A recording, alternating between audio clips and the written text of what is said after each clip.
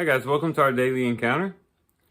Today we read in Numbers chapter 3 and 4 a lot of material in connection to the Levites and also the priests, the sons of Aaron, and really the preparation that is made for the moving of the tabernacle in connection to the different roles and activities that would be involved in moving the tabernacle with of course, the three different groups of the Levites and then also of Aaron's sons.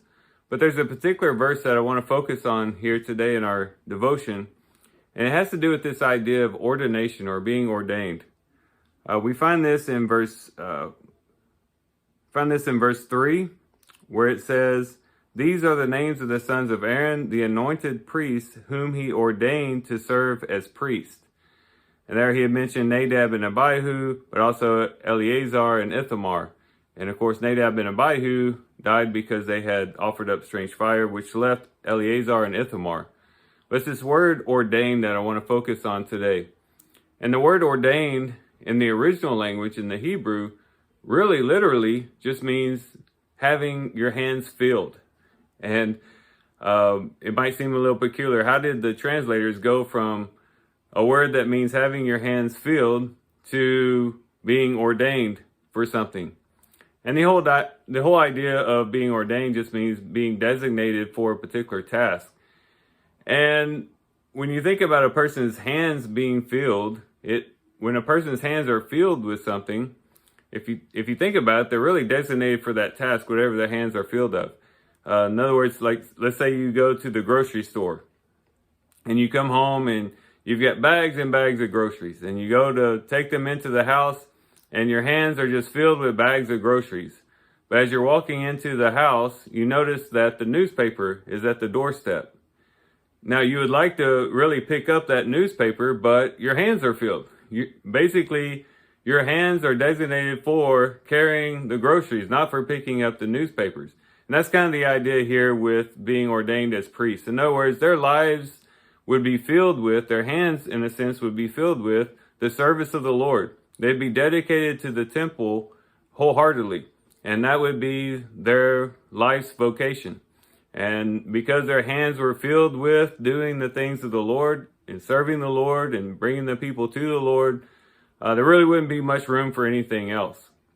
And as we kind of translate that over to the Christian life, knowing that we too are priests, that we are in connection to the high priest, Jesus Christ himself.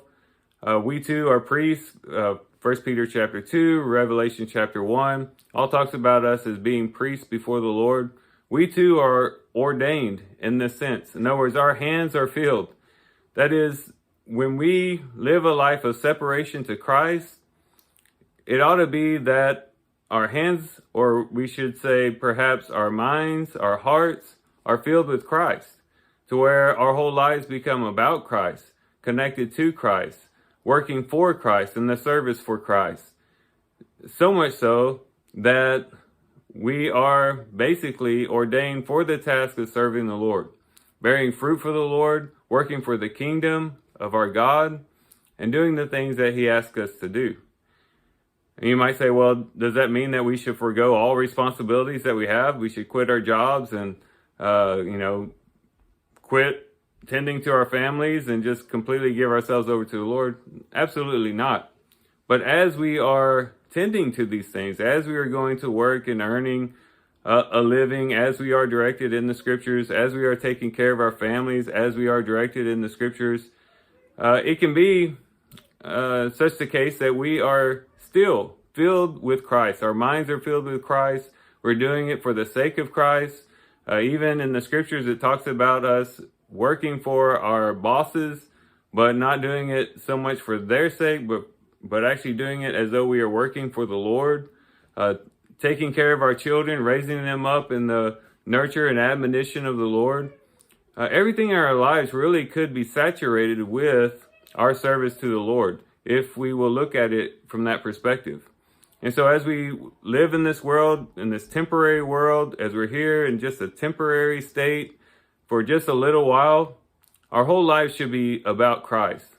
And as we fill our minds with Christ, as our hearts are filled with Christ, as we're walking according to the Spirit, and everything is seen through the lens of Christ, then we will be people who are ordained for the service of the Lord. That is, our hands will be filled for the Lord. We'll say, you know what? My hands are filled. My mind is filled with Christ. My heart is filled with Christ. My mind is set on the Spirit.